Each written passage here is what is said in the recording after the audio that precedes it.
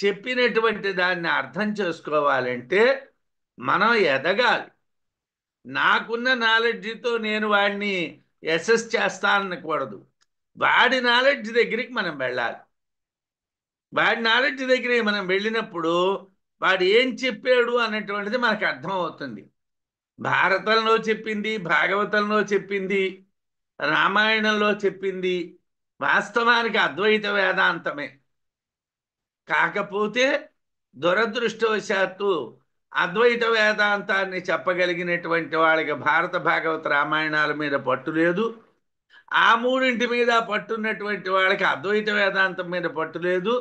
అందువలన సమన్వయం చేయటం లేక, సమన్వయం చేయలేక అవి భ్రాంతి విషయాల కింద మారుస్తున్నారు. మనం భ్రాంతిని వదిలేయాలి. అబ్రహ్మత్వం అనేటువంటిది భ్రాంతి మాత్రమే.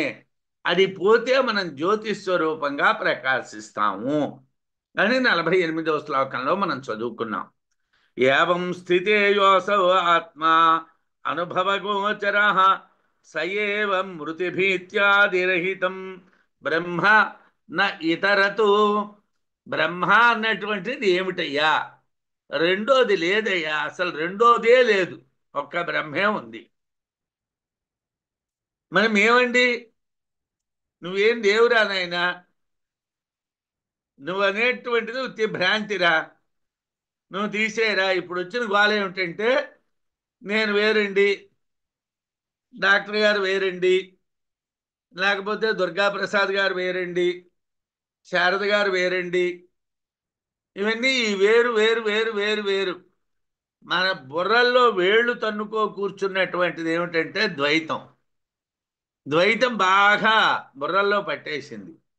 పట్టేయటం వలన మనం దాన్ని ఉదిరించుకోలేకపోతున్నాం. మనం వేదాంత గ్రంథాలని, అద్వైత గ్రంథాలని చదివినప్పటికీ కూడా మన యొక్క ప్రవృత్తిలో అద్వైతం అనేటువంటిది రావటం లేదు. ఏవం స్థితే, ఈ విధముగా ఆత్మవిచారణ జరుగగా, యహ ఏ అసౌ ఈ ఆత్మ అనుభవగోచర, అనుభవము చేత తెలియబడుచున్నదో, సయేవ అది ఏ మృతి భీత్యాదిరహితం, చావు భయము మొదలైనటువంటివి లేని బ్రహ్మ బ్రహ్మము, నా ఇతరతో మరేది బ్రహ్మము కాదు. అంటే నువ్వు భ్రాంతిని విడిచిపెట్టేసినట్టుగైతే నీ అనుభవ గోచరమైనటువంటి ఆత్మ ఏదైతే ఉన్నదో అదే బ్రహ్మము. బ్రహ్మము అనేటువంటిది వేరేగా మరొకటి ఏది లేదు. వేరేగా బ్రహ్మ అనేటువంటిది ఎక్కడా లేదు. అది ఎక్కడికో వెళ్ళి తెలుసుకోవటానికి కానీ తెచ్చుకుంది కానీ కాదు, ఎక్కడా లేదు. వేదాంతంలో బ్రహ్మము అనేటువంటి పదార్థం మరో ఊర్లో ఎక్కడో లేదు. వైకుంఠంలోనో, కైలాసంలోనో, సత్యలోకంలోనో ఎక్కడో బ్రహ్మం లేదు. బ్రహ్మ ఎక్కడున్నది?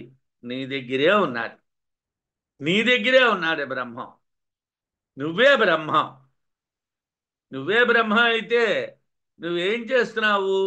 నీ బ్రహ్మత్వ లక్షణాన్ని వదిలేసి భ్రాంతి లక్షణంతో బతుకుతున్నావు. నువ్వు బతకడమే భ్రాంతితో బతుకుతున్నావు. పరబ్రహ్మస్వరూపమే ఆత్మ అని విచారణ వలన తెలిసిన తరువాత ఆ ఆత్మ ఏదంటే, ఏదైతే అనుభవము చేత తెలియబడుతున్నదో, మృత్యువు భయము మొదలైనటువంటివి లేనటువంటిదో అదే బ్రహ్మము. ఆత్మ కన్నా వేరైనటువంటి బ్రహ్మం ఏది కూడా లేదు.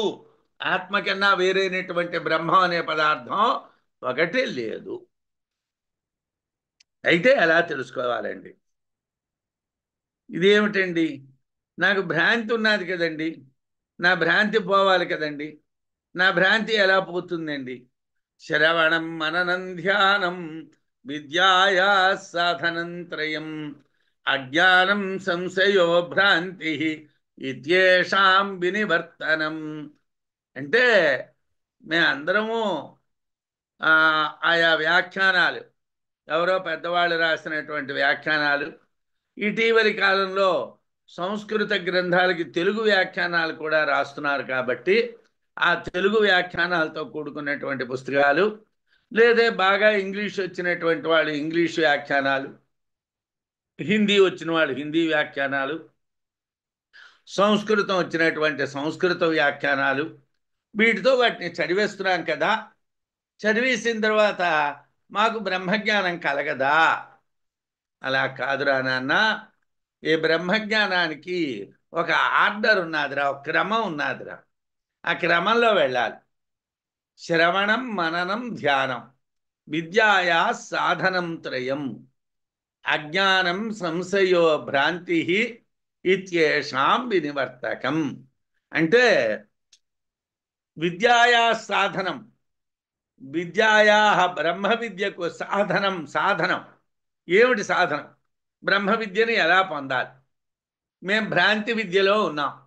భ్రాంతి విద్య నుంచి మేము బ్రహ్మ విద్యకి మారాలి.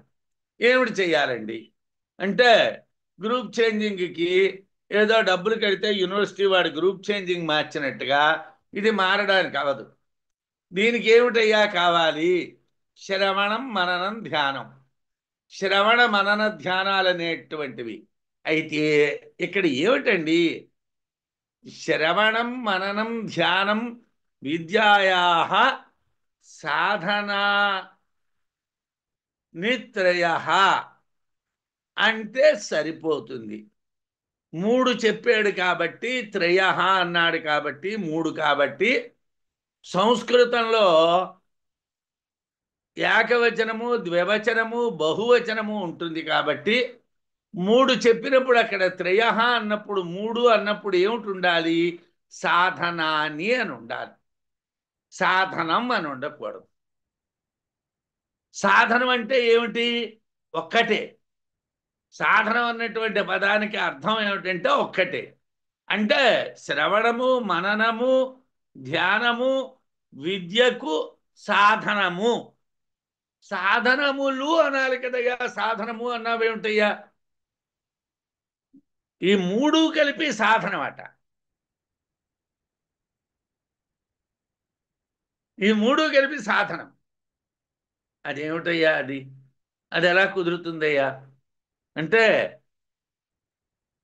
ఎక్కడున్నదండి ఇబ్బంది? ఎక్కడున్నదండి అంటే, సంస్కృతంలోని రాసేటటువంటి వాళ్ళు, అంటే సంస్కృతం బాగా వచ్చి రాసేటువంటి వాళ్ళు, వాళ్ళు రాసేటువంటి వాక్య నిర్మాణం అద్భుతంగా ఉంటుంది. చాలా అద్భుతంగా ఉంటుంది. అంటే అదేమిటండి అంటే 3 లక్షణాలు చెప్పి ఏకవచనంలో చెప్పడం ఏమిటండి అంటే, మా అంటే మాకనే అనకూడదు. మేము సంస్కృతం చదువుకున్నటువంటి వాళ్ళు, సంస్కృత గ్రంథాలు చదువుకున్నటువంటి వాళ్ళు,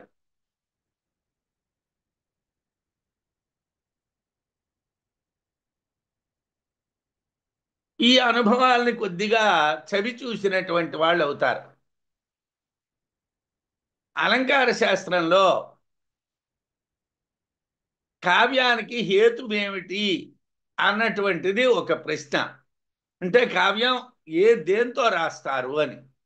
అంటే శక్తిర్నిపుణత లోకశాస్త్ర కావ్యాద్యవేక్షణాత్ కావ్యజ్ఞ శిక్షయాభ్యాస ఇది హేతుస్తదుద్భవే అని నిర్వచనం చెప్పారు.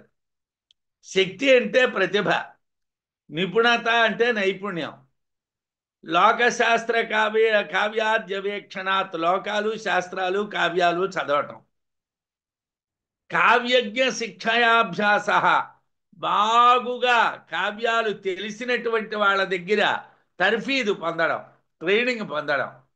ఇప్పటికి ఎన్ని అయ్యాయండి? యథార్థానికి 4 అనంతమయ్యాయి. అంటే ప్రజ్ఞ ఒక్కటే అనుకున్నా, నైపుణ్యం ఒక్కటే అనుకున్నా, లోకము, శాస్త్రములు, కావ్యాలు ఇవన్నీ చూడడం అనేకములు. అలాగే కావ్యజ్ఞులైనటువంటి వాళ్ళు, బాగా చదువుకున్నటువంటి వాళ్ళ దగ్గర శిక్షణ అనేటువంటిది అనంతం. ఇవన్నీ కలిపి ఇతి హేతుస్తదుద్భవే అన్నాడు. ఇవన్నీ కలిపి ఒకటే హేతు అన్నాడు. ఇవన్నీ కలిపి ఒక హేతు ఏమిటండి? ఇవి అనేక హేతువులు కదండి. ఇవన్నీ కలిపి ఉంటేనే వాడు కావ్యం రాయగలడు అన్నాడు. ఇప్పుడు కావ్యం రాయడం అంటే ఈ మధ్యన మన కావ్యాలు చాలా పుడుతున్నాయి, ఆవిష్కరణలు బహిష్కరణలు కూడా జరుగుతున్నాయి. మనం కావ్యాలు రాస్తున్నాం, కనీసం బిందెల మీద మూత పెట్టుకుంది కూడా ఎవరు మన కావ్యాలను వాడడం లేదు. మనం పుస్తకాలు పంచుతున్నాం, ఎవరు చదవడం లేదు కదా, కనీసం గిన్నె మీద మూతకు కూడా వాడడం లేదు. ఎందువల్ల అటువంటి పరిస్థితి ఎందుకు వస్తున్నది అంటే మనకి వాళ్ళు చెప్పినటువంటి లక్షణాలు లేవు కాబట్టి. ఇక్కడ కూడా ఈయన ఏమిటన్నారంటే శ్రవణము, మననము, ధ్యానము అనేటువంటివి మూడు. శ్రవణం, మననం, ధ్యానం అనే త్రయం మూడు.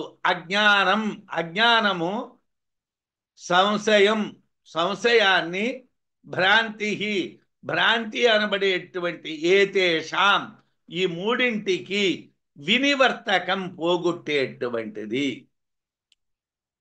ఏమండి, బ్రహ్మ విద్యా సాధనమైనటువంటి శ్రవణ మనన ధ్యానము శ్రవణ మనన ధ్యానములు కావు.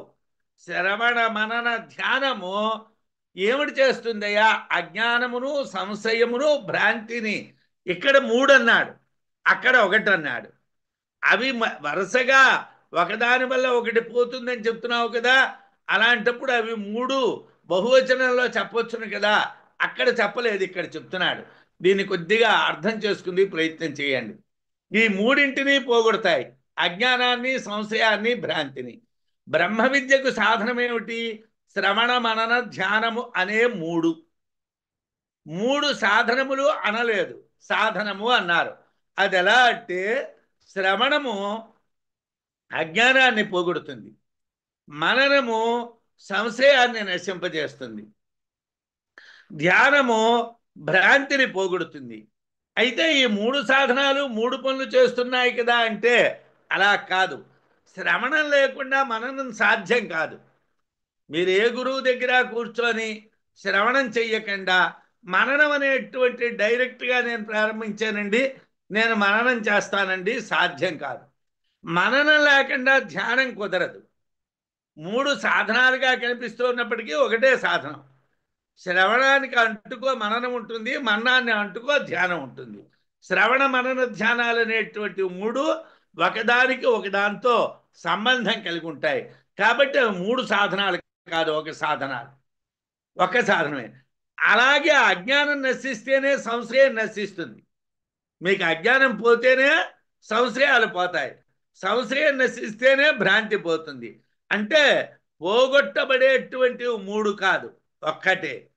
భ్రాంతి నశించాలి, బ్రహ్మం తెలియాలి. అంటే మూడు విధాలైనటువంటి సాధనం, మూడు విధాలైనటువంటి ఫలములు ఒక్కటే. శ్రోతవ్య, మంతవ్య, నిధిధ్యాసితవ్య. అంటే గురుముఖంగా శ్రవణం చేశాం, దాన్ని పాండిత్యము అంటారు. దాని ద్వారా మననం చేశాం, అది బలాన్ని చేకూర్చింది అన్నాం. దాని ద్వారా మౌనం అంటే మాట్లాడకుండా ఉండడం కాదు, ఆత్మ సాక్షాత్కారం కోసం ప్రయత్నం చేయటం. ఇది మనకి బృహదారణ్యకోపనిషత్తులో చెప్పినటువంటి మంత్రం. అథ బ్రాహ్మణ పాండిత్యం నిర్విద్య బాల్యేన తిష్టాసేత్ పాండిత్యంచ బాల్యంచ నిర్విద్య అథ ముని మౌనమౌనంచ నిర్విద్య అథ బ్రాహ్మణ. బ్రహ్మ విద్య అర్హత కలిగినటువంటి వాడు, అంటే అది నేర్చుకుందికి అర్హత కలిగినటువంటి వాడు గురువు దగ్గర శ్రవణం చేసి పాండిత్యాన్ని సంపాదించి దానిని మననంతో చాలా బలంగా తయారు చేసుకొని దాని ద్వారా అవిద్యా విషయ తిరస్కారం అనేటువంటి అమౌనాన్ని పాటించాలి. అమౌనం అంటే మాట్లాడకుండా ఉండడం అని అర్థం కాదు. అమౌనము అనేటువంటి దానికి అర్థం ఏమిటంటే అవిద్యా విషయాల్ని దూరం చేయటం. అయితే అవిద్యా విషయ తిరస్కార పరమైనటువంటి మౌనాన్ని తరువాత ధ్యానాన్ని పొందాలి. ఏమండి, ధ్యానం చేసేటప్పుడు మౌనంగా ఉండండి, ధ్యానం చేసేటప్పుడు ఏకాగ్రంగా ఉండండి.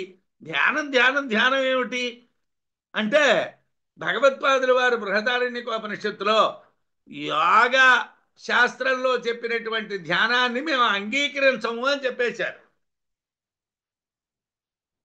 ఆత్మజ్ఞానానికి ఆత్మ తెలుసుకుందికి ఒక్క జ్ఞాన మార్గం తప్పిస్తే మరో దాన్ని మేము అంగీకరించము, వేదాంతులు మరో దాన్ని అంగీకరించరు అని చెప్పేశారు ఆయన. ఆత్మ ఇత్యేవ ఉపాసితవ్య అనేటువంటి మంత్రానికి చాలా పెద్ద వ్యాఖ్యానం రాస్తూ అక్కడ కొట్టిపడేశారు. ఏమండి? కాబట్టి యోగ శాస్త్రంలో చెప్పిన ధ్యానం ఇక్కడ మాట్లాడటం లేదు. ఇక్కడ ధ్యానం ఏమిటి? అవిద్యా విషయ తిరస్కార ఫలము. అవిద్యా విషయాల్ని మనం విడిచిపెట్టేసిన తర్వాతను, వాటిని దూరం చేసేసుకున్న తర్వాత మనకి కలిగే శాంతి ఏదైతే ఉన్నదో, ఏ సాక్షాత్కారం అయితే మనకున్నదో దాన్నే మౌనము అంటారు. ఆ సాక్షాత్కారాన్నే ధ్యానము అంటారు. దాన్నే ధ్యానము అంటారు. అంటే బ్రహ్మాన్ని పొందాలి, అప్పుడే బ్రాహ్మణత్వం లభిస్తుంది అని బృహదారణ్యకోపనిషత్తులో శ్రవణ మనన ధ్యానాదులు ఒకే సాధనం.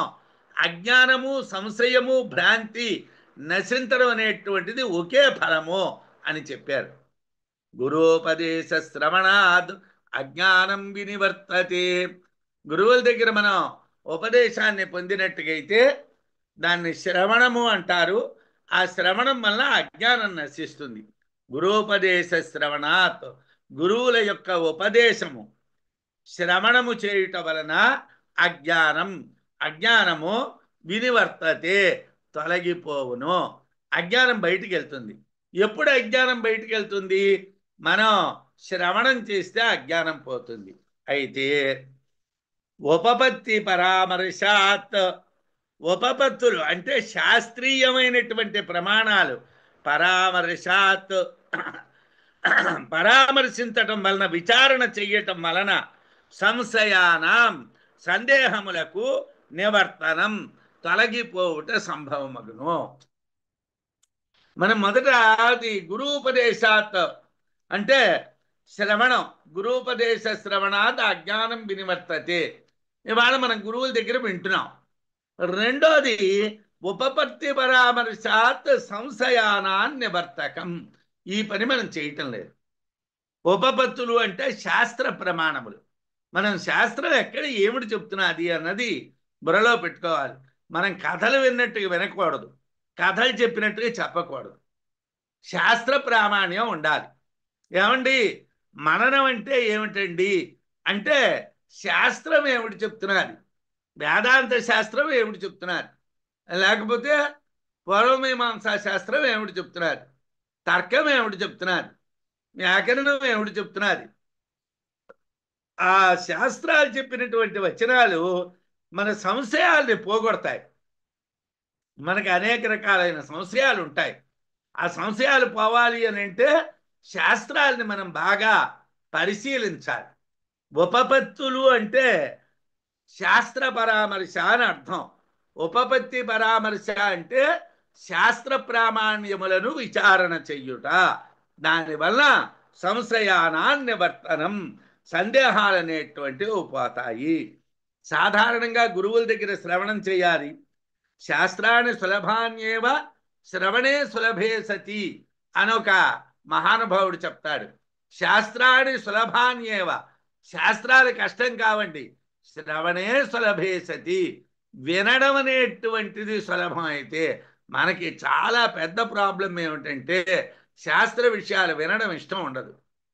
శాస్త్ర విషయాలు మనం వినలేం. మనకి ఎంతసేపు ఎలా ఉండాలంటే తీయగా కథల రూపంలో ఉండాలి. ఏదో మధ్య మధ్యన జోకులు, మధ్య మధ్యన పెట్ట కథలు. వేదాంతంలో పెట్ట కథలు ఎక్కడ ఉంటాయండి? వేదాంతంలో జోకులు ఎక్కడ ఉంటాయండి? వేదాంతం అంటే అది నీ ఆత్మ నువ్వు తెలుసుకోవటం. నీ ఆత్మ నువ్వు తెలుసుకోవటంలో పెట్ట కథలు ఏమిటి? లౌకికమైనటువంటి కథలు దానికి నువ్వు చెప్తూ ఉంటే దాని యొక్క స్థాయి తగ్గిపోతుందండి, దాని యొక్క గౌరవం తగ్గిపోతుందండి. మనం వేదాంత విచారణలో పెట్ట కథలు చెప్పకూడదు. వేదాంత విచారణలో మనం కట్టుకథలు చెప్పకూడదు. వేదాంత విచారణలో స్వంత ఉపమానాలు ఇవ్వడానికి ఎవడూ ప్రయత్నం చెయ్యకూడదు. ఎందుకంటే ఉపమానములు అనిత్యములు కాబట్టి పరమాత్మ కూడా అనిత్యం అయిపోతాడు. దృష్టాంత దార్ష్ట్యాంతికములు రెండూ కూడా దెబ్బతింటాయి. కాబట్టి మనం ఇష్టం వచ్చినటువంటి ఉదాహరణల్ని ఇవ్వకూడదు. శాస్త్రం దేన్ని చెప్తున్నాదో దాన్నే మాట్లాడుతూ ఉండాలి. అది అందరూ వింటారా అండి అని అంటే అందరూ పిహెచ్డీలు డీలిట్లు చేయరండి. అందరూ మాస్టర్స్ డిగ్రీ చేస్తే చాలా గొప్ప, అక్కడితో చదువు అయిపోయినట్టుగే. అందరూ నోబెల్ బహుమతులు వచ్చేసే అనుకోండి, ఆ దుకాణం ఎత్తియాలి. అందరికీ నోబెల్ బహుమతులు రావు. మనం ఎప్పుడూ కూడా ఏదో అందరికీ అర్థం అవ్వలేదు, అందరూ దీన్ని అందుకోలేదు, అందరూ అందుకుందికి పెట్టకథలు చెప్తున్నాను, కట్టుకథలు చెప్తున్నాను, అందరూ అందుకోవడం ఏమిటి? నువ్వు చెప్తూ ఉన్నటువంటి విషయం యొక్క గౌరవాన్ని నువ్వు చెడగొడుతున్నావు. నువ్వు అలా మాట్లాడటం వల్ల నువ్వు ఏ విషయాన్ని చెప్తున్నావో ఆ విషయానికి ఉన్నటువంటి గొప్పతనం పోతున్నదన్నమాట. కాబట్టి గురువుల దగ్గర శ్రవణం చేయాలి, శాస్త్రాలు వినాలి. శాస్త్రాన్ని సులభాన్యేవ శ్రవణే సులభం సతి. విన్న తరువాతను మనం ఏం చేయాలయ్యా? గురువులు ఉపదేశించినటువంటి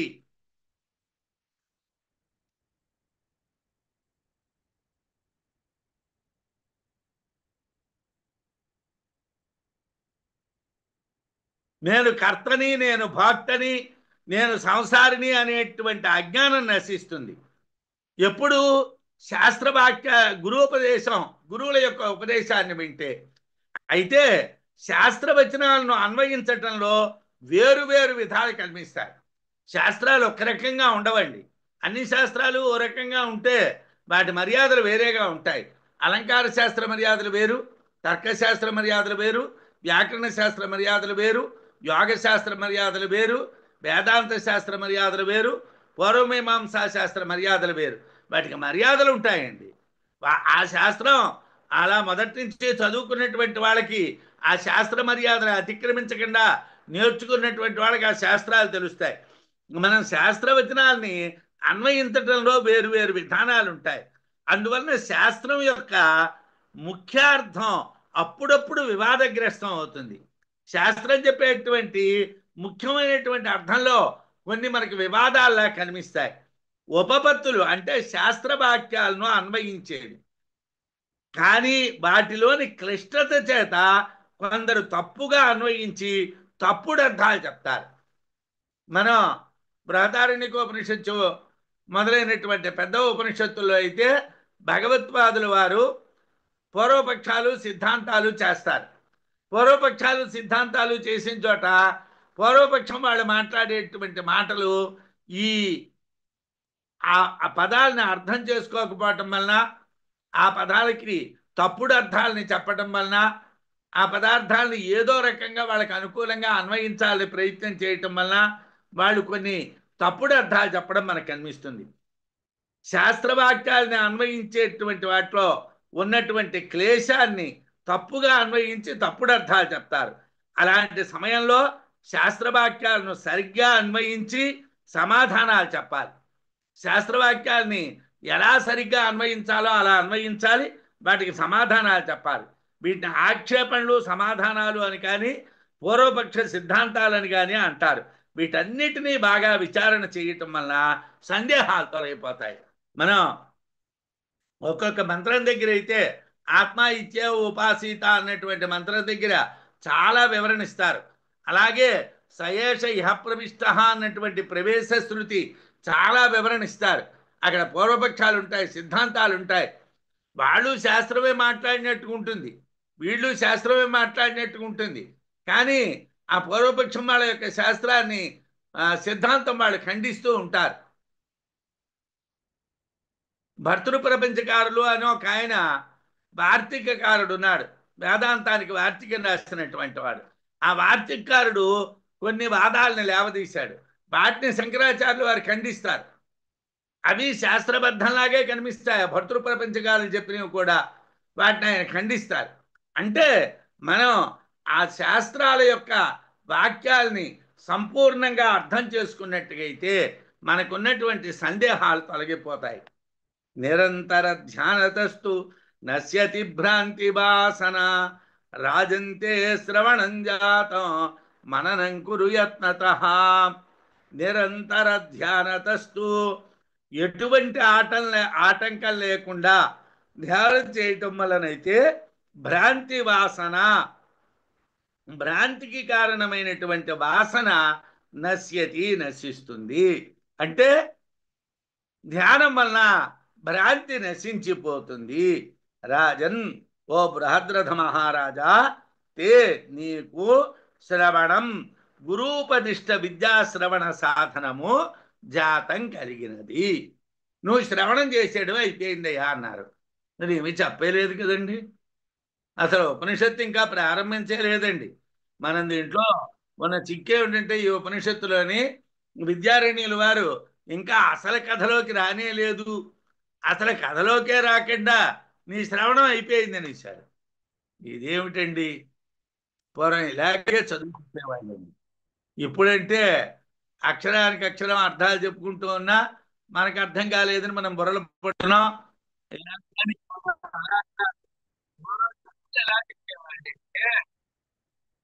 పూర్వం చదువులు చెప్పాలంటే చాలా కరుణతో చెప్పేవాడు.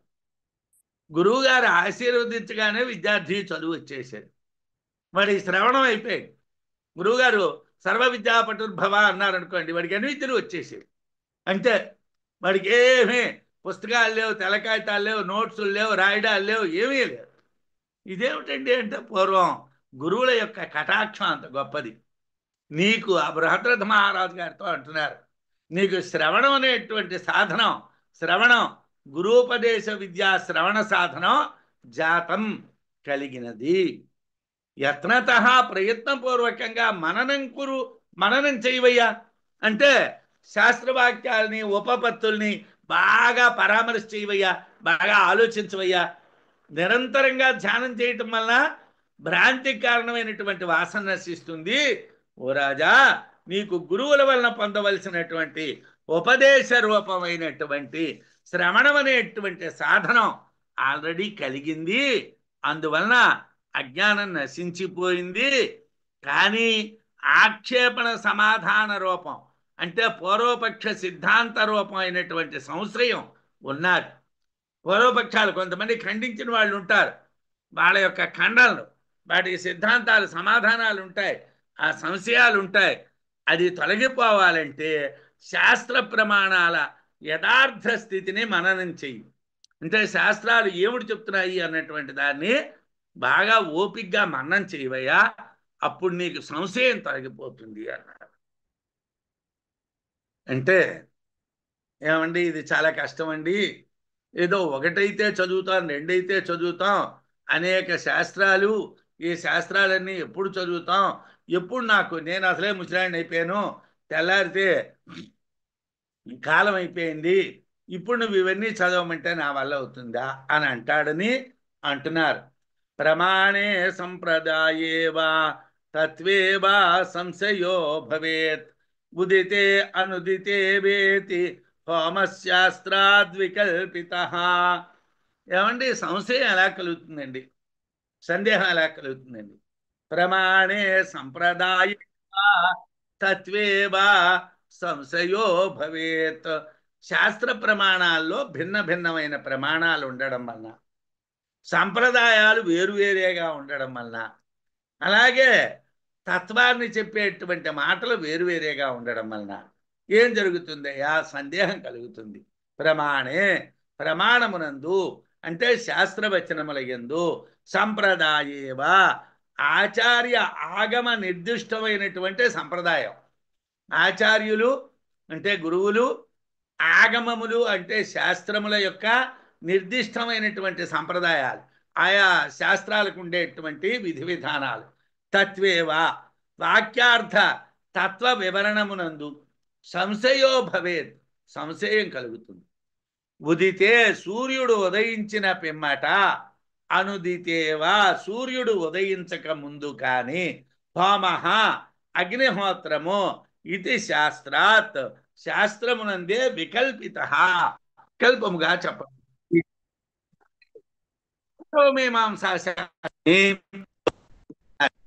కర్మకాండ ఎలా చెయ్యాలి అంటే ఆ కర్మకాండ చేసేటువంటి విషయంలో ఋషులు భిన్న భిన్నమైనటువంటి మార్గాలు చెప్పారు, భిన్న భిన్నమైనటువంటి సంప్రదాయాలు చెప్పారు.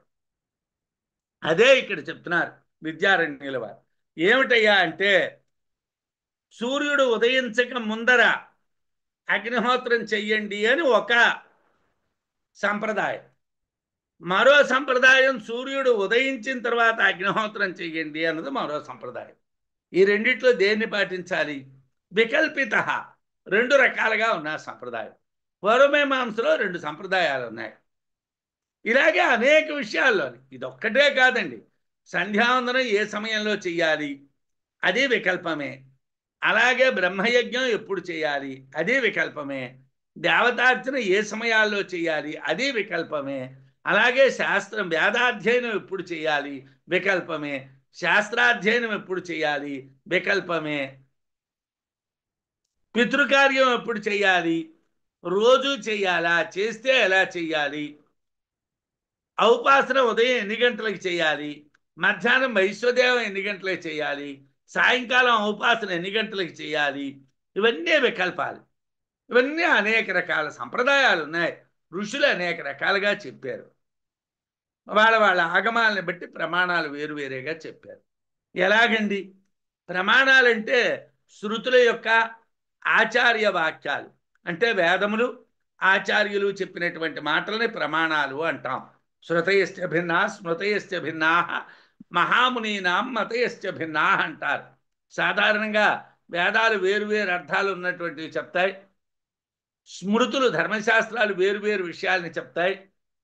గురువులు వేరువేరు, మునయశ్చ భిన్నా, ఋషులైనటువంటి వాళ్ళు కూడా వేరువేరు అర్థాలు ఉన్నటువంటి వాటి చెప్తారు. శాస్త్రాల్లో వేరువేరు ప్రమాణాలు చెప్పబడతాయి. అదేవిధంగా ఆగమాలని అనుసరించి ఆచార్యులు వేరువేరు సంప్రదాయాలని చెప్తారు. శృతులలో శాస్త్రాల్లో వాక్యాలు అర్థం చెప్పేటప్పుడు వాక్యార్థ విచారణలో దోషం జరిగితే వేరువేరు వాదాలు పడతాయి. అందువల్ల మననం చేసేటప్పుడు సంశయం కలుగుతుంది. మననం పూర్తయితే సంశయం నశిస్తుంది. పూర్వమీమాంసలోని జైమిని సూత్రాలకి కుమారుల భట్టు ఒక రకం వ్యాఖ్యానం రాశాడు. దాన్ని భాట్టవాదము అంటారు. ప్రాభాకరుడు అనేటువంటి వాడు మరో వాదాన్ని రాశాడు. దాన్ని ప్రాభాకరము అంటారు. భాట్ట ప్రభాకర ప్రస్థాన సంవేద్యులు ఉపనిషత్తత్వజ్ఞులు ఒక్క వంక అంటాడు శ్రీనాథుడు ఒకసాట. భాట్టవాదులు వేరు, అది పూర్వమీమాంసే. ప్రాభాకరవాదులు వేరు, అది పూర్వమీమాంసే. రెండు వేరువేరుగా ఉన్నాయి. ఏమండి? రెండు వేరువేరు అర్థాలు చెప్పేటువంటిదే పూర్వమీమాంసలో ఉన్నది. మననం చేస్తే కానీ ఆ దోషాలు తొలగిపోవడం అనేటువంటిది కుదరదు. ఇక్కడ ఉదాహరణగా కర్మకాండకి సంబంధించినటువంటి చిన్న వాక్యాన్ని చెప్పారు. అగ్నిహోత్రం చేసే విషయంలో సూర్యుడు ఉదయించిన తరువాత ఉపాసన చెయ్యాలి అని కొంతమంది చెప్పారు. అలా కాదు, సూర్యుడు ఉదయించక పూర్వమే చెయ్యాలి అని కొంతమంది చెప్పారు. అంటే వాళ్ళు భిన్న భిన్నమైనటువంటి సంప్రదాయాలను అన్వయం చేశారు. అందువలన శ్రవణ కాలంలో మనకి సందేహాలు కలుగుతాయి, విన్నప్పుడు సందేహాలు వస్తాయి. శాస్త్రార్థ విచారణ బాగా చేస్తే ఆ మననం వలన సంశయాలు పోతాయి. అయితే విద్యారణ్యుల వారు ఇక్కడ విషయం చెప్తున్నారు. పూర్వమీమాంసలో అనేక సంప్రదాయాలు ఉన్నాయి, కానీ బ్రహ్మ విద్యలో అనేక సంప్రదాయాలు లేవు. నథా బ్రహ్మ విద్యేయం సర్వోపనిషదీరణాత్ న ప్రమాణే సంశయోత సంప్రదాయాపి నాస్త్యసో. సర్వోపనిషద్ ఈరణాత్, అన్ని ఉపనిషత్తుల యందు కూడా ఒకే విధంగా చెప్పబడటం వలన ఇయం బ్రహ్మ విద్య, ఈ బ్రహ్మ విద్య, ఈ బ్రహ్మ విద్య నా తథా ఆ కర్మకాండ వలె వికల్పములు కలది కాదు. అక్కడ అనేక వికల్పాలు ఉన్నాయి కానండి, ఇక్కడ ఆ గోల లేదండి. ఎందుకోసం?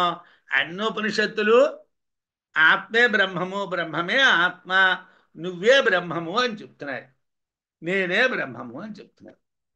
ఎక్కడ విష్ణుమూర్తి బ్రహ్మము, లేకపోతే ఈశ్వరుడు బ్రహ్మము, బ్రహ్మము, లేకపోతే సుబ్రహ్మణ్య స్వామి బ్రహ్మము, ఇంకోటి బ్రహ్మము, అమ్మవారు బ్రహ్మము ఎక్కడా చెప్పడం లేదు.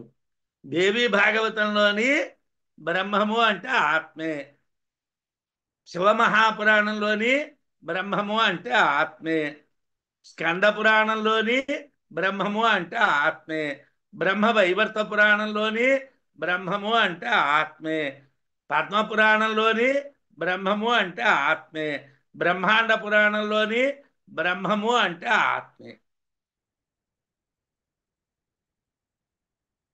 విష్ణు ధర్మోత్తర పురాణంలోని బ్రహ్మము అంటే ఆత్మే. ఏ పురాణంలోని కూడా బ్రహ్మము అంటే మరొకటి అని చెప్పలేదు. అయితే ఏమండి, ఆ పురాణాలకు ఆ పేర్లు ఎందుకు వచ్చాయనేటువంటిది పురాణాలు చదువుకుంటే తెలుస్తుంది. కానీ పురాణాలకి పేర్లు ఉన్నాయి బట్టి శివ బ్రహ్మపురాణం బ్రహ్మ బ్రహ్మ బ్రహ్మము, విష్ణు పురాణం అంటే విష్ణు బ్రహ్మము అని కాదు అర్థం. బ్రహ్మము అనేటువంటిది అన్నిట్లోనే ఒకటే, అన్నిట్లోనే బ్రహ్మానికి భిన్నత్వం లేదు. ఏ పురాణంలో 18 పురాణాల్లోని బ్రహ్మము అంటే ఆత్మే. కాకపోతే చెప్పుకునేటువంటి వాళ్ళకి ఆత్మ అంటే ఏమిటో తెలియకపోవటం వలన మనం బ్రహ్మం అంటే ఆత్మ అని చెప్పలేదు.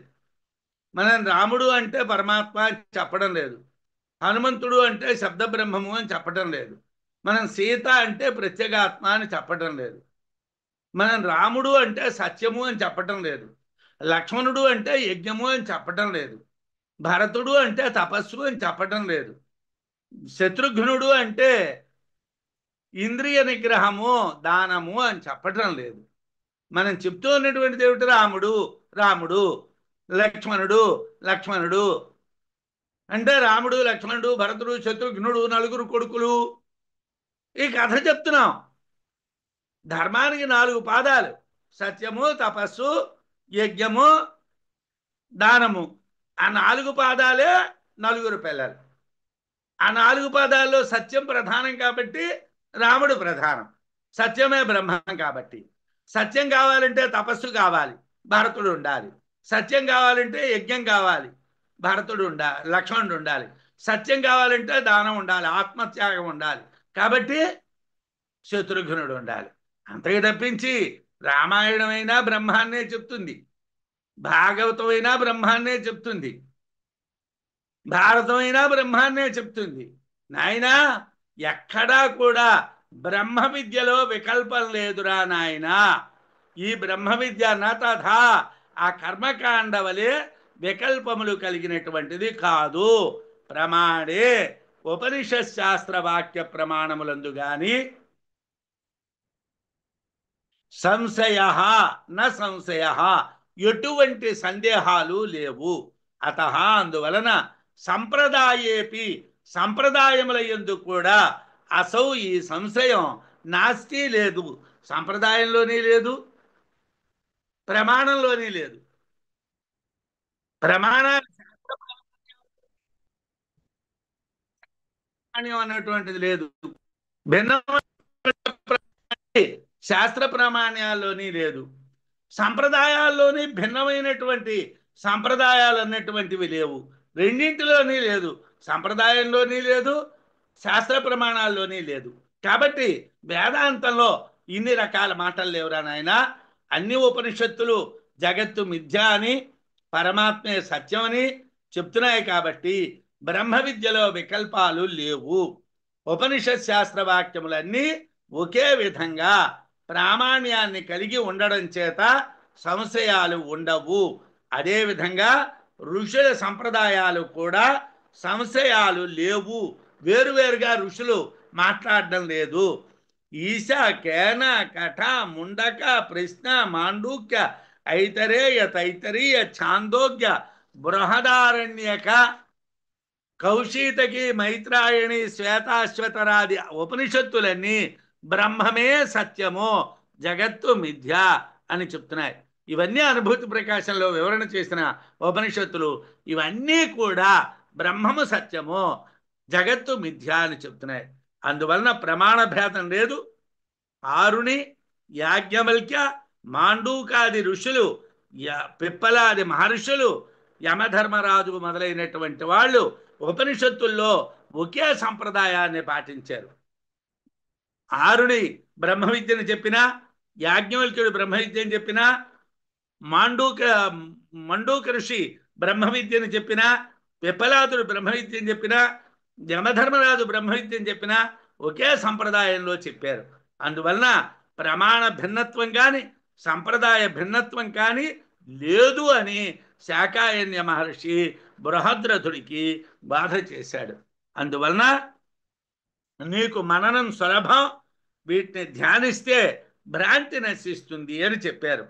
శాఖా ప్రవృత్తకో మైత్రో మఖ్యమాహన చాపర సోపి కించిదుపాఖ్యానం ఉదాహృత్య మమాబ్రవీత్. ఏమయ్యా, ఎవరు చెప్పారండి, ఎక్కడ నేర్చుకోవాలండి ఇది అంటే, నేనిప్పుడు నీకు చెప్తూ ఉన్నటువంటిదా అంతా కూడా మైత్రుడు అనేవాడు చెప్పాడు. శాఖా ప్రవర్తక కృష్ణ యజుర్వేదంలో మైత్రాయణీయ శాఖ అనేటువంటి శాఖ ఒకటి ఉన్నది. ఆ శాఖలో విదితం చేసినటువంటి వాడు మైత్రుడు అనేటువంటి మహర్షి. అతడే మఖ్యం నా కొరకు ఆహా చెప్పాను. ఆ మైత్ర మహర్షి నాకు చెప్పాడు. అపరహా నచ, మరెవరూ చెప్పలేదు. సహాపి, అతడు కూడా, ఆ మైత్ర మహర్షి కూడా కించిద్ ఉపాఖ్యానం, కొద్దిపాటి కథను ఉదాహరించి మమ నాకు అబ్రవీత్ చెప్పాను. ఆయన కూడా ఒక కథన అడ్డం పెట్టి నాకు చెప్పాడయ్యా అన్నాడు. కృష్ణ యజుర్వేదంలో మైత్రాయణీయ శాఖను లోకానికి తెలిసేటట్లు చేసినటువంటి వాడు మైత్ర మహర్షి. అంటే సాధారణంగా వేదాల్లో ఆయా ఋషుల పేర్లని శాఖలు ఉన్నప్పటికీ, మంత్రాలు ఉన్నప్పటికీ వాళ్ళేం రాయరు. వాళ్ళు రాసిన వాడు కారు. వేదాలు అపౌరుషేయాలు. కాకపోతే వాళ్ళు వాటిని లోకానికి తెలిసేటట్టుగా చేస్తారు. ఆ మహర్షి శాకాయన్యునికి బ్రహ్మ విద్యని బోధించాడు. అతడే శాకాయన్యుని యొక్క గురువు. ఇతరులు ఎవరి వద్ద కూడా శాకాయన్యుడు ఈ విషయాల్ని గ్రహించలేదు. ఆ మైత్ర మహర్షి కూడా ఒక కథా విషయాన్ని ఉదాహరణగా పెట్టుకొని ఇది చెప్పే ఈ బ్రహ్మ విద్యా జ్ఞాన సంబంధమైనటువంటి ఉపనిషత్తు శాకాయన్యుడికి చెప్పాడు. అయితే ఈ శ్లోకంలో శాకాయన్యుడు స్వసంప్రదాయం, ఉపనిషత్ ప్రామాణ్యం రెండూ చెప్తున్నారు. సంప్రదాయాన్ని చెప్పాలి, ప్రామాణ్యాన్ని చెప్పాలి. కృష్ణ యజుర్వేదంలో మైత్రాయణీయ శాఖ విస్తరింపజేసినటువంటి వాడు మైత్ర మహర్షి. వేదాలు అపౌరుషేయాలు, ఏ ఋషులు రాయలేదు, కానీ వాళ్ళని ఋషులుగా చెప్తారు. ఎందుకంటే ఎటువంటి ఉపదేశం లేకుండా తపశ్శక్తి వలన ఋషులు మంత్రాలు పొందుతారు కాబట్టి వాళ్ళని ద్రష్టలు అంటారు. అంటే వాళ్ళకి ఎవరు ఉపదేశం చేస్తే వాళ్ళు చదువుకొని వాళ్ళు నేర్చుకున్న వాళ్ళు కారు. వాళ్ళ తపశ్శక్తి చేతన ఆ మంత్రాలను దర్శించినటువంటి వాళ్ళు, అందుకే వాళ్ళకి ద్రష్టలని పేరు. ఆ విధంగా మైత్రుడు కూడా ఎవరి నుండి ఉపదేశం లేకుండా కృష్ణ యజుర్వేదానికి సంబంధించినటువంటి ఒక శాఖను దర్శించాడు కనుక అతడు ద్రష్ట. ఆ శాఖ పేరు మైత్రాయణి. ఆ మహర్షే స్వయంగా శాకాయన్యునికి బోధించాడు. శాకాయన్యునికి నచాపరహ అని ఎందుకన్నాడంటే ఇతర ఋషి సంప్రదాయంతో ఈ ఉపదేశానికి సంబంధం లేదు. అయితే ఆ మైత్ర మహర్షి కూడా ఒక కథ చెప్పి దాని అర్థంగా ఈ బ్రహ్మ విద్య చెప్పాడు అన్నారు. అంటే మైత్రులు కూడా స్వతంత్రంగా కాకుండా సంప్రదాయబద్ధంగా బ్రహ్మ విద్య చెప్పారు. అందువలన ఈ ఉపనిషత్తు ప్రామాణికమైనటువంటిది అని అర్థం.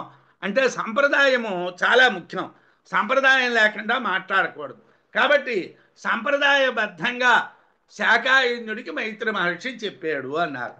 పూర్వం ఋషులు శిష్యుల యందలి కటాక్షంతో వాళ్ళు చేసినటువంటి సేవకు మెచ్చి సర్వ విద్యా పటుర్భవ అని ఆశీర్వదిస్తే వేదాంగాలు, శాస్త్రాలు, పురాణాలు, ఇతిహాసాలు, ఉపనిషత్తులు అన్ని విద్యలు శిష్యులకు గోచరించేవి.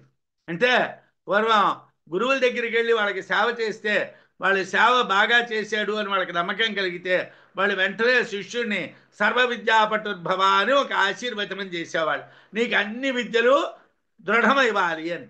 అలా ఆయన ఆశీర్వదించగానే వాళ్ళకి అన్ని విద్యలు వచ్చేసాడు. మరి వాళ్ళకి ఏం చదువు పాఠనాలు ఏమీ లేవు, వాళ్ళు చదువుకోవడమే లేదు. ఈ విషయం భారత ఆది పర్వంలో ధౌమ్యుడు శిష్యులకి అనుగ్రహ మాత్రంతో ఆశీర్వదించడం చేతనే పాఠనాలు లేకుండా విద్యలన్నీ ఉపదేశించి అందించినట్లు భారతంలో చెప్పబడ్డారు. అంటే పూర్వకాలంలో గురువుల యొక్క కటాక్షమే చదువు. దానికోసం పుస్తకాలు పట్టుకొని వెళ్ళి కూర్చొని పుస్తకాలు చదవడం, మళ్ళీ వల్లి వేయడం, మళ్ళీ వేసి చదవడం, మళ్ళీ ఏ గురువు గారి దగ్గర నేర్చుకున్నారండి, ఎన్ని సంవత్సరాలు నేర్చుకున్నారండి, ఏమీ లేదు. గురువుగారు ఆశీర్వదించారంటే వాడికి అన్ని విద్యలు టకాల్మని వచ్చేసారు అంతే. గురు కటాక్షమే సర్వ విద్యలు లభించడానికి కారణం. పాఠనాలు కావు. చదవడం కానీ చదివించడం కానీ దాన్ని విద్య అనరు. ఇవాళ ఎడ్యుకేషన్ అంటే అది, కానీ పూర్వకాలం అది కాదు. పూర్వం గురు కటాక్షమే పాఠనాలు. ఆయన కటాక్షం ఉంటే చాలు వాడికి టకాల్మని 4 వేదాలు, ఇతిహాసాలు, పురాణాలు, ఉపనిషత్తులు అన్నీ వాడికి వచ్చేసారు. అందువలన మైత్ర మహర్షి కటాక్షం వలన శాకాయన్యుడు పొందినటువంటి బ్రహ్మ విద్యను బృహద్రథమ రాజుగారికి ఉపదేశం చేశాడు. అంటే ఇందాకలా శ్రవణం అయిపోయింది అన్నాడు. ఎలా శ్రవణం అయిపోయింది అంటే బృహద్రథుణ్ణి ఆశీర్వదించాడు శాకాయనుడు, అయిపోయింది, వాడి చదువు వచ్చింది. వాడికి మరేం బోధించలక్కర్లేదు, వాడికి మళ్ళీ ఇదిగో ఇదయ్యా అదయ్యా అని చెప్పక్కర్లేదు. వాడిని ఆశీర్వదించాడు కాబట్టి వాడికి చదువు వచ్చేసింది. అదే చదువు పూర్వం. అలాగే చదువు వచ్చేది. తత్వస్య సంశయోపేతి తదాఖ్యానమిదం శృణు మునయో బాలఖిల్యాయే తే ప్రజాపతిమబ్రువన్. అయితే మనం ఎంత గురువుల దగ్గర కూర్చోనో వాళ్ళ కటాక్షంతోనో శ్రవణం చేసినా, ఎన్ని శాస్త్రాలని మనం అలా లోపల మననం చేసినా ఎక్కడ ప్రాబ్లం వస్తుందండి? తత్వం దగ్గర ప్రాబ్లం వస్తుంది. ఎందుకోసం అండి అంటే ఇప్పుడు మీకు చూడండి, రామాయణంలో కథ ఉన్నది. అహల్యని గౌతముడు భార్య, అహల్య గౌతముని భార్య. ఆమెను ఇంద్రుడు ముట్టుకున్నాడు, ఆమె అపవిత్ర అయిందని గౌతముడు శపించాడు. అందువలన ఆమెని అంటే ఎందుకుండదు? అహల్య మహాతపస్విని, బ్రహ్మపుత్రిక, బ్రహ్మ మానస పుత్రిక. ఆమెకి కామం ఉండదు, కోరికలు ఉండవు, ఆమె పురుషుల్ని కోరుకోదు. అయినా ఆ యుగంలోనే పురుషుల్ని కోరుకోవడం అన్నది లేదు. కృతయుగంలోని త్రేతాయుగంలోని శరీర సంబంధమే లేదు. మరి అలాంటప్పుడు ఇంద్రుడితో సంబంధం అహల్యకి ఎక్కడి నుంచి వచ్చింది? అహల్య పాడైపోవడం ఎక్కడి నుంచి వచ్చింది? ఆమెను గౌతముడు చెప్పించడానికి అది కారణమా? అయితే రాముడు వచ్చి ఆమెను అనుగ్రహించాడా? ఆమె రాముడిని అనుగ్రహించిందా? రాముడు వచ్చి ఆమె కాళ్ళకి దండం పెట్టాడు అని రామాయణం చెప్తున్నారు. ఆమె కాళ్ళకి రాముడు దండం పెట్టాడంటే ఆయన పాదాలు తగిలి అహల్య ఆడదిగా మారిందని కథలు చెప్పడం ఏమిటి? అంటే తత్వం తెలియదు మనకి. తత్వాల్ని చెప్పాలి అని అంటే బాగా విచారణ చేసి తత్వాన్ని చెప్పడం నేర్చుకోవాలి. తత్వం చెప్పడం కష్టం. తత్వస్య సంశయోపేతి, తత్వస్య బ్రహ్మజ్ఞానము యొక్క సంశయ సందేహము అపైతి తొలగిపోవును. బ్రహ్మజ్ఞానానికి సంబంధించినటువంటి సందేహం పోవాలంటే బాగా మననం చెయ్యాలి. బాగా మననం చేస్తేనే తత్వానికి ఉన్న సంశయం పోతుంది. తదాఖ్యానమిదం, ఈ కథను శృణు వినుము. నీ సంశయం పోవడానికి నేను ఒక కథ చెప్తాను. ఆ కథను విన్నట్టుగైతే నీ సంశయం పోతుందయ్యా. ఏ మునయ బాలకిల్యా, బాలకిల్యులు అనేటువంటి ఏ మునులు కలరో తే వారు ప్రజాపతిం హిరణ్యగర్భ బ్రహ్మను అబ్రువన్ పలికిరి, అడిగిరి. అంటే కథ ప్రారంభిస్తున్నాడు. ఏమయ్యా, పూర్వకాలంలో బ్రహ్మగారి దగ్గరికి బాలకిల్యులు అనే మునులు వెళ్ళారయ్యా, వాళ్ళు బ్రహ్మగారిని అడిగారయ్యా అని కథ ప్రారంభిస్తున్నాడు. బ్రహ్మజ్ఞాన విషయంలో ఉండే సంశయాలు పోవడానికి కథను వినవయ్యా. బాలకిల్యులు అనేటువంటి మునులు హిరణ్యగర్భ బ్రహ్మను ఈ క్రింది విధంగా అడిగారు.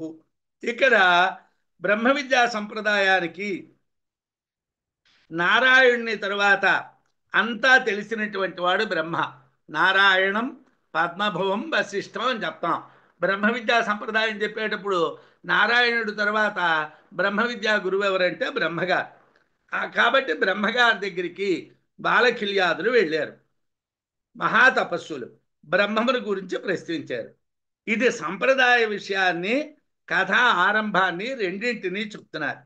ఈ విద్యకు భూర్భువ సువర్లోకాల్లో బ్రహ్మ ఏ సంప్రదాయ ప్రారంభకుడు. భూర్భువ సువర్లోకాల్లో బ్రహ్మ విద్యని తెలుసుకోవాలి అని అంటే ఆ సంప్రదాయాన్ని ఎవరు ప్రారంభించారు అంటే బ్రహ్మగారే ప్రారంభించారు. అచేతనం శరీరం తత్కేన చేతనవత్కృతం ప్రేరకో వాస్యకో బ్రూహి ఇత్యుక్త ప్రత్యబ్రవీదసౌ శరీరము అచేతనం చైతన్యము లేనిది. తతు అది కేనా ఎవని చేత చేతనవత్తు చైతన్యవంతముగా ఉన్నట్లు కృతం చేయబడినది. యథార్థానికి శరీరానికి చేతనత్వం లేదు కదయ్యా, మరి దాన్ని ఎవరయ్యా చైతన్యవంతంగా చేశారు? అస్యా ఈ శరీరమును ప్రేరక కహ బ్రూహి ప్రేరేపించేవాడెవడో చెప్పవయ్యా ఇత్యుక్త అని బాలకిల్యాదులు అడిగారు. అడిగితే అసౌ ఈ బ్రహ్మ ప్రత్యబ్రవీత్ తిరిగి సమాధానం చెప్తున్నాడు. అచేతనమైనటువంటి శరీరాన్ని చైతన్యంతో కూడినట్లుగా చేసినటువంటి వాడెవడు? ఆ విధంగా చైతన్యంతో కూడినట్లు కనిపించేటువంటి శరీరాన్ని నడిపిస్తూ ఉన్నటువంటి వాడెవడో చెప్పు అని అడిగారు. అడిగితే బ్రహ్మ వాళ్ళకి చెప్తున్నారు. సహజంగా శరీరం అచేతనం, అది చైతన్యవంతంగా ఉన్నట్లే ఎలా ప్రకాశిస్తుంది? అలా చైతన్యాభాస కల శరీరం ఎవరు ప్రేరేపిస్తారు? ఇది బాలకిల్యాదుల యొక్క ప్రశ్న. దానికి బ్రహ్మ సమాధానం చెప్తున్నారు. అధ కల్వియం బ్రహ్మ విద్యా సర్వోపనిషద్ విద్యా రాజన్ అస్మాకం భగవతా మైత్రేయేణ వ్యాఖ్యాత అహం తే కథయిష్యామి ఇత్యథాపహత పాప్మానః తిగ్మతేజసః ఊర్ధ్వరేతసో బాలకిల్యా ఇతి శ్రుశ్రూయంతే అథైతే ప్రజాపతి మబ్రువన్ భగవన్ శకటమివ అచేతనమిదం శరీరం కస్యైష కల్వీదృశో మహిమా అతీంద్రియభూతస్య ఏనైతద్విద్ధమిదం చేతనవతో ప్రతిష్టాపితం ప్రచోదయత్యాస్య కో భగవన్ ఏతదస్మాకం బ్రూహీతి తాన్హోవాచ. ఇది మైత్రాయణీయ ఉపనిషత్తులో కథా ప్రారంభ విషయం. సర్వ ఉపనిషత్తుల విద్య అయినటువంటి బ్రహ్మ విద్య మైత్ర మహర్షి శాకాయన్యునికి ఉపదేశించాడు. దాన్ని నీకు చెప్తాను అని శాకాయన్యుడు ప్రారంభించాడు. ఇక్కడ బాలకిల్యులు బ్రహ్మను ప్రశ్నించడంతో విద్య ప్రారంభమైంది.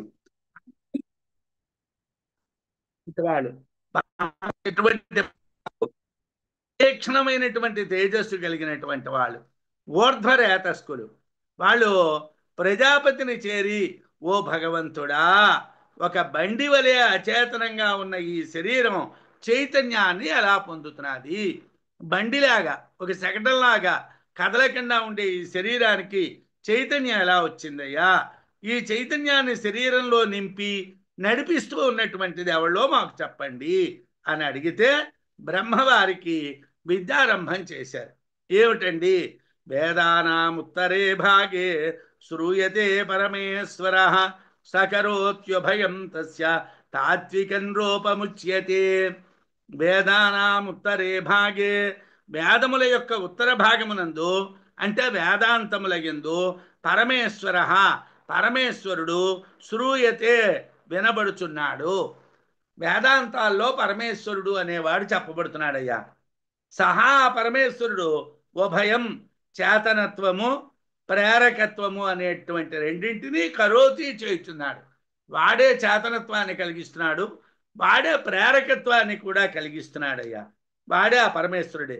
తస్య ఆ పరమేశ్వరుని యొక్క తాత్వికం తత్వ సంబంధమైనటువంటి రూపం స్వరూపము ఉచ్యతే చెప్పబడుచున్నది. అంటే పరమేశ్వరుడు అంటే మళ్ళీ ఏమండి విష్ణుమూర్త, ఏమండి ఈశ్వరుడా, ఏమండి బ్రహ్మ, ఏమండి కుమారస్వామ, ఏమండి అమ్మవారా, ఏమండి గణపత, ఏమండి సూర్యుడా అని అడగకుండా ఆయన యొక్క తాత్వికమైనటువంటి స్వరూపాన్ని చెప్తాను అంటున్నాడు శాకాయన్యుడు. అంటే తాత్వికంగానే మనం ఏదైనా ఆలోచించాలి. మనం ఎప్పుడూ కూడా నామరూపాత్మకమైనటువంటి జగత్తుని విశ్లేషణ చెయ్యకూడదు. బ్రహ్మజ్ఞానాన్ని చెప్పాలి అనుకున్నటువంటి వాడు నామరూపాత్మకమైనటువంటి జగత్తు కోసం మాట్లాడకూడదు. బ్రహ్మజ్ఞానాన్ని చెప్పాలనుకున్నటువంటి వాడు తాత్వికమైనటువంటి విషయాన్నే చెప్పాలి. అదే చెప్తున్నాడు ఆయన. ఏమిటయ్యా అని అంటే తత్వ సంబంధమైనటువంటి స్వరూపాన్ని చెప్తాను. వేదాంతాల్లో పరమేశ్వరుని గురించి వినబడుతున్నది. అతడే ఈ చేతనత్వం ప్రేరకత్వం చేస్తున్నాడు. అతని భౌతికమైనటువంటి రూపం కాకుండా తాత్వికమైనటువంటి రూపాన్ని చెప్తున్నాను. పరమాత్మకు భౌతిక రూపం ఉండదు. ఎందుకంటే ఆది భౌతిక సృష్టికర్త అతడే కాబట్టి. అందువల్ల అతనికి తాత్వికంగానే తెలుసుకోవాలి. అటువంటి అతని తత్వాన్ని చెప్తున్నారు. సభాయేష మహానద ఆత్మ సర్వస్య వసి సర్వస్యేశాన సర్వస్యాధిపతి ఏష భూతాధిపతి ఏష భూతపాల ఏష శయతు విధరణ ఏషాం లోకానాం సంభేదాయ అని బృహదారణ్యకంలో మంత్రం ఉన్నది. పరమాత్మ తత్వాన్ని చెప్పేటువంటి మంత్రం. ఆత్మస్వరూపమును వశమునందు ఉంచుకుంటుంది. ఆత్మ సర్వాన్ని వశంలో ఉంచుకుంటుంది. లోకాలన్నింటినీ కూడా తన వశంలో ఉంచుకుంటుంది. సర్వాన్ని శాసిస్తుంది. సర్వానికి అధిపతి. ఆత్మ భూతాలకి అధిపతి. భూతాలని పరిపాలిస్తుంది. ఈ ఆత్మ లోకముల మర్యాదకు భంగం కలుగకుండా నిలబెట్టేటువంటి సేతువు. అంటే అన్నీ ఆత్మ వల్లనే జరుగుతున్నాయి. ఎక్కడా దేహానికి ప్రాధాన్యం లేదు, నామరూపాలకి ప్రాధాన్యం లేదు. ఈ విధంగా చెప్పబట్టం వలన వేదాంతమందు ఆత్మే సర్వము. ఆ ఆత్మ యొక్క తత్వం తెలియాలి. దాన్ని తెలుసుకోవాలంటే ఆత్మ ఏ విధంగా చైతన్య కారణమో, ఏ విధంగా ప్రేరకమో మనకి తెలుస్తుంది. ఆత్మ ఎలా చైతన్య కారణం, ఏ రకంగా అది ప్రేరేపిస్తున్నదని తెలుస్తుంది. కేనలో కూడా కేనేషిత పద్ధతి ప్రేషితం మనః కేన ప్రాణ ప్రథమ ప్రైతియుక్త మొదలైనటువంటి మంత్రంలో దీన్ని ప్రేరేపింపబడుతున్నది. దేని చేత ప్రేరేపించబడుతున్నది అని ప్రశ్న. మనస్సును కానీ